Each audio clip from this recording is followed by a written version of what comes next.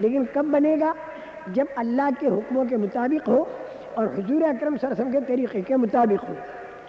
اچھا عمل بننے کے لیے اور اس کے قبول ہونے کے لیے سب سے پہلی جو شرط ہے وہ ایمان کی ہے۔ ایمان اتنی قیمتی دولت ہے کہ اگر اس کا ایک ذرہ لے کر آدمی اس دنیا سے گیا تو اسے کبھی نہ کبھی جنت کا ملنا طے ہے۔ ایک ذرہ ایمان کا مرنے کے وقت میں اگر اس کے دل میں ہے، ایک ذرہ، یہ کلمہ جو ہے لا الہ الا اللہ محمد رسول اللہ صلی اللہ علیہ وسلم، اس کا یقین، ایمان کا ایک ذرہ مرنے کے وقت میں اگر دل میں ہے تو یہ آدمی کبھی نہ کبھی جنت پہ جائے گا۔ اگر اس نے گناہ کے کام کیے ہیں تو یا تو ان گناہوں کی سزا بھگت کر پھر جنت پہ جائے گا، اور یا اگر اللہ کا معاملہ فضل کا ہو جائے اور اللہ اسے سزا نہ دے اور یوں ہی اسے جنت پہ داخل کر دے تو اللہ قادر مطلق ہے۔ اگر اللہ عدل پر آ گئے تو گناہوں کی سزا دے کر پھر جنت پہ داخل کریں گے، اور اگر اللہ نے فضل کا معاملہ کیا تو یہ بھی ہو سکتا ہے کسی کی شفاعت پر اللہ معاف کر کے جنت دے دے، یا اپنے فضل سے اللہ تعالیٰ جنت دے دے۔ باہر کے جنت میں جانا اس آدمی کا بالکل طے ہے کہ جس کا مرنے کے وقت میں ایمان کا ایک ذرہ بھی باقی ہو تو جنت کا ملنا طے، یہ اللہ کا وعدہ۔ ایمان اتنی قیمتی دولت ہے، لیکن مرنے کے وقت میں ایمان باقی رہے وہ کیسے ہوگا؟ وہ اس طرح ہوگا کہ زندگی بھر آدمی ایمان کی محنت کرتا رہے اور نیک عملوں کی محنت کرتا رہے تو یہ ایمان محفوظ رہے گا، اور اللہ سے امید ہے اس بات کی کہ مرنے کے وقت میں یہ ایمان باقی رہے گا۔ قرآن پاک میں اگر آپ دیکھو گے تو اللہ پاک نے اعمال پر جتنے وعدے کیے وہ ایمان کی شرط پر کیے۔ نماز پر اللہ کا وعدہ کامیابی کا، اسی طرح ذکر پر اللہ کا وعدہ اطمینان کا، روزے پر اللہ تعالیٰ نے فرمایا تقویٰ ملے گا، اور تقویٰ اگر آ گیا تو اللہ کا وعدہ یہ ہے کہ روزی ایسی جگہ سے ملے گی جہاں سے وہم و گمان نہ ہو، اور اللہ تعالیٰ راستہ آسان کر دے گا، اور اللہ تعالیٰ دشواریوں کو ختم کر دے گا، اور اللہ تعالیٰ برکتیں دے گا۔ تقوی پر اللہ کا وعدہ برکتوں کا ہے، اسی طریقے سے تقوی پر اللہ کا وعدہ مدد کا ہے۔ یہ جتنے بھی وعدے اعمال پر اللہ تعالیٰ نے بتائے یا رسول پاک صلی اللہ علیہ وسلم نے بتائے، یہ سارے کے سارے ایمان کی شرط کے ساتھ ہیں۔ اگر ایمان ہے تو اعمال میں طاقت، اور اگر ایمان نہیں تو پھر اعمال کی کوئی قیمت قیامت کے دن بھی نہیں۔ ان اعمال کی کوئی قیمت نہیں بنے گی اگر ایمان نہیں۔ ایمان پر اللہ نے وعدے کیے ہیں، اور اللہ جو ہیں یہ وعدہ خلافی نہیں کرتے، اللہ وعدہ خلافی نہیں کرتے۔ ان اللہ لا یخلف المیعاد ومن اصدق من اللہ قیلا ومن اصدق من اللہ حدیثا۔ اللہ سے زیادہ سچ بولنے والا کوئی نہیں، اللہ سے زیادہ سچی بات کرنے والا کوئی نہیں۔ اللہ پاک وعدہ خلافی نہیں کرتے۔ اللہ پاک بڑے قادر مطلق ہیں، اللہ بڑے طاقت والے ہیں، اللہ بڑے خزانوں والے ہیں، ان کے خزانے بے شمار، ان کی طاقت بے شمار۔ جتنے وعدے اللہ تعالیٰ کرتے ہیں یہ سارے وعدے اللہ اپنی طاقت سے پورے کریں گے اور اپنے خزانوں سے پورا کریں گے۔ ایمان پر ان کا وعدہ ہے، لیکن ان کا وعدہ بتانے سے پہلے یہ عرض کر دیا جائے کہ اللہ کیسے طاقت والے؟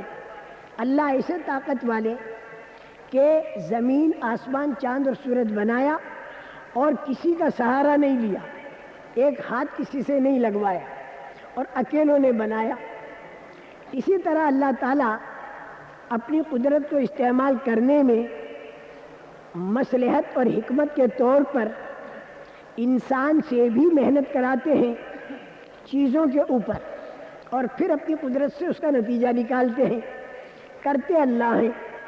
میاں بیوی کا ملنا ایک سبب کا درجہ، اندر بچے کا بنانا یہ کام اللہ کا۔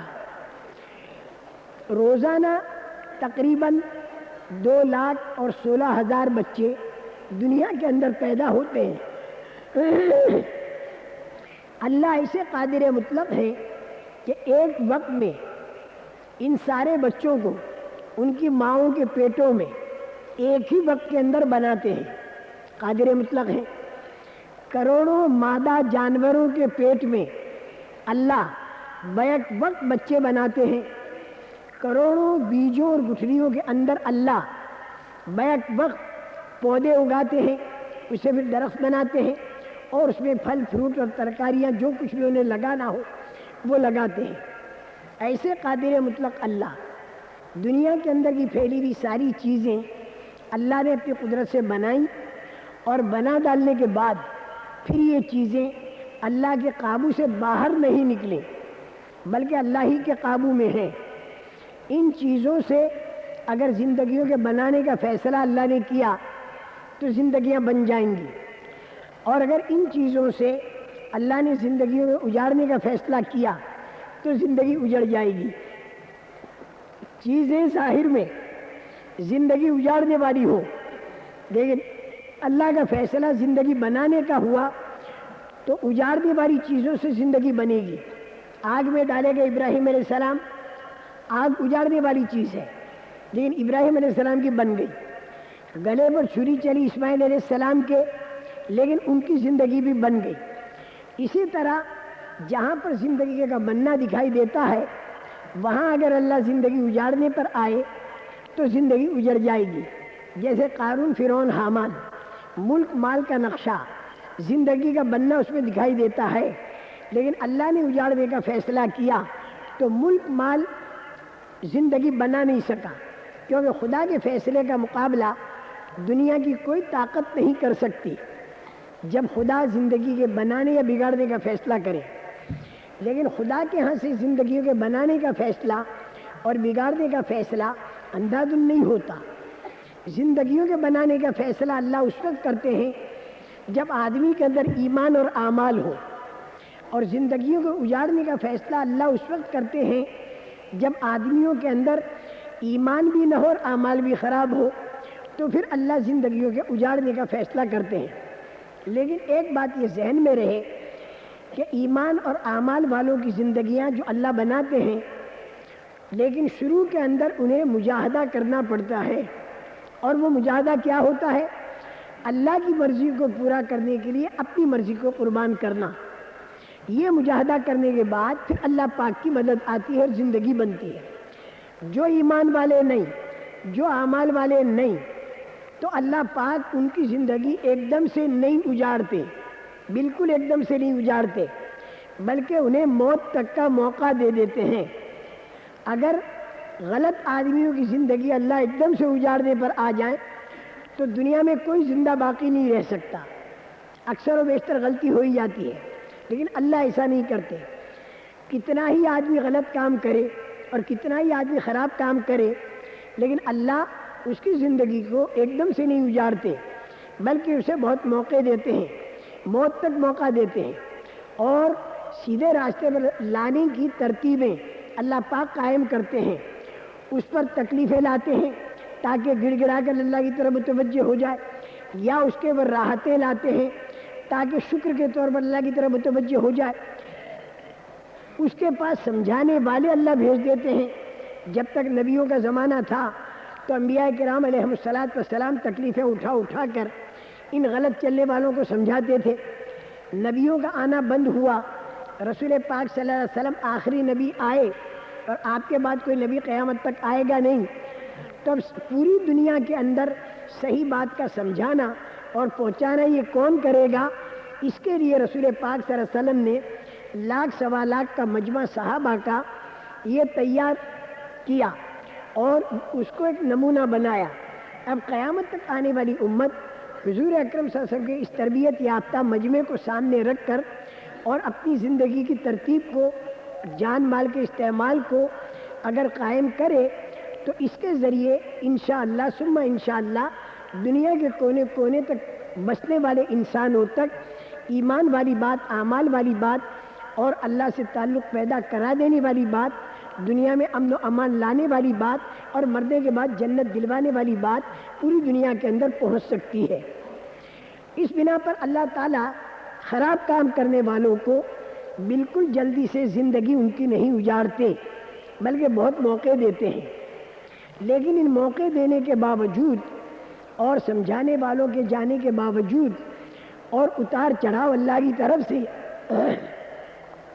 جو راحتوں اور تکلیفوں کا ان پر آتا ہے، اس کے باوجود اگر آدمی اپنی جی چاہی پر رہا اور اپنی منمانی پر رہا اور اپنی خود غرضی پر رہا اور اپنے عناد پر رہا اور اپنے ضد پر رہا، تو پھر آخری درجے میں پھر اللہ پاک کی طرف سے جب پکڑ آتی ہے تو اللہ کی پکڑ آنے کے بعد دنیا کی بڑی بڑی طاقتیں اللہ کی پکڑ سے بچا نہیں سکتی۔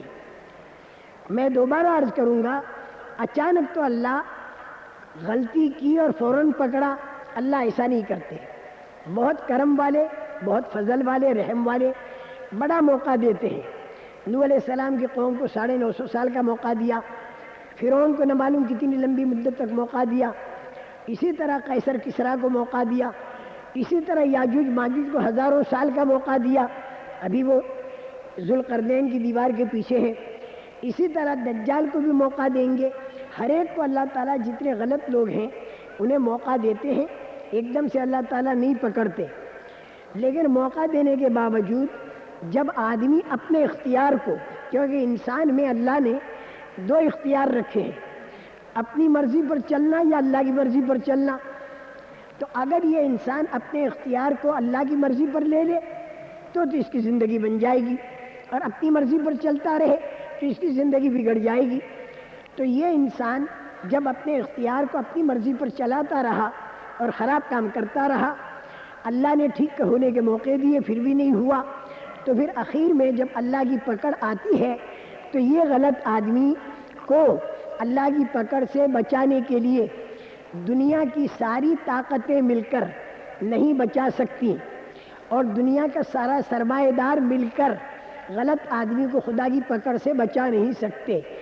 دنیا کی کوئی طاقت خدا کی پکڑ سے بچا نہیں سکتی۔ فرعون پر خدا کی پکڑ آئی تو پورا لشکر اس کے ساتھ میں تھا، بچا نہیں سکا، اور قارون پر خدا کی پکڑ آئی تو مال اس کا سارا، مال کی کنجیاں وغیرہ سب اس کے گھر کے اندر تھیں، مال بھی تھا، لیکن وہ اسے دھنسنے سے بچا نہیں سکا۔ کوئی طاقت بچا نہیں سکتی اللہ کی پکڑ سے، بلکہ اس سے بھی آگے ترقی کر کے اگر یہ بات کہی جائے تو غلط نہیں ہوگی کہ جیسے مادی طاقتیں اللہ کی پکڑ سے نہیں بچا سکتی، اسی طرح جو روحانی طاقتیں ہیں یہ روحانی طاقتیں بھی اللہ کی پکڑ سے نہیں بچا سکتی۔ یہاں تک کہ جب اللہ کی پکڑ آئی تو نوح علیہ السلام کی روحانی طاقت اپنے بیٹے کو نہیں بچا سکی، ابراہیم علیہ السلام کی روحانی طاقت اپنے باپ کو نہیں بچا سکی۔ یہ یاد رکھنا، روحانی طاقتوں کا کام اللہ کی پکڑ سے بچانا نہیں، بلکہ جب اللہ کی پکڑ آنے والی ہو